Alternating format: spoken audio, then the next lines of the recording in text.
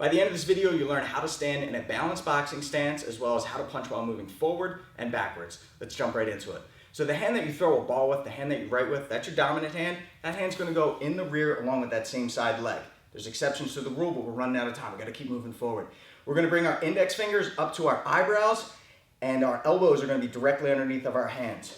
We're gonna have a slight bend in our knees, and we're gonna have 50-50 weight distribution in each leg. So our head's gonna be directly over our hips, not over the front leg, not over the back leg. We're gonna be balanced here. Now let's work the lead arm straight punch, otherwise known as the jab. I want you to focus on getting full extension with the arm, knuckles to the target, and then full retraction, meaning I'm bringing my index finger back to the eyebrow. All right, nice high guard here. This opposite hand stays exactly where it's at. Glue that index finger to the eyebrow. Bang, bang, bang. Okay, slight rotation in the shoulders and the hips, getting full extension for the range in our punch. Now let's talk about footwork. We want to advance forward with this probe jab, which looks like this. Get a little bit closer to hit them, and then retract enough so we don't get countered. So what I'm doing is I'm syncing up the lead hand and foot. Imagine there's a string around the same side wrist to ankle, and every time this arm gets full extension, I step forward just a couple of inches, 2 or 3 inches, and then as this arm comes back, the foot comes back. Okay? Probe jab. I want to poke the bear and see how the bear reacts. Does it parry? Does it slip? Does it pull? Or does it get angry and just maul me to death? Probably that if it's actually a bear. All right? So we're going here. But I want you to experiment with the weight distribution. So here's a metaphor I like, gives you a good visual. If I go 99% in the back leg and just 1% in the front, this is like I'm dipping my toes in the water. I want to see what the temperature's like. Is it too cold for me to jump in? Nah, it feels just right. So we're going to step in with a little bit more, maybe 80-20 now.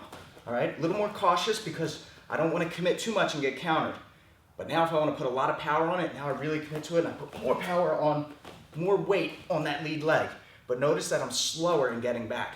So there's a chance I can get wet, there's a chance that I can get countered. All right, so you're gonna experiment with that. How much weight you put in the front leg as we commit to that jab. So if we combine it, probe jab, standing our ground jab. So now it's a double jab. They step in, they get countered with that second jab. Last one is gonna be a retreating or a drop step cross. So I'm gonna step back with this rear foot as I extend my rear arm, just like the jab, rotate my hips and shoulders, and back. So all 3 of them, probe jab, standing our ground jab, drop step cross. From southpaw, probe jab, standing our ground jab, drop step cross. Facing forward, you see how much my head moves offline on these. I go probe jab, standing my ground jab, little parry here, drop step cross. Head goes offline in the opposite direction. Okay, so you can practice these. We have parts 2 and 3 coming up, a little more detailed, a little more advanced, and we have the 18-step shadowboxing program on fighttips.com if you like this style video. Thanks guys, fight tips for the underdogs. We're rolling underneath of a hook punch. Okay, so what it looks like is hook, cross, slip, cross, hook, slip, and I step off. Facing forward, hook, cross, slip and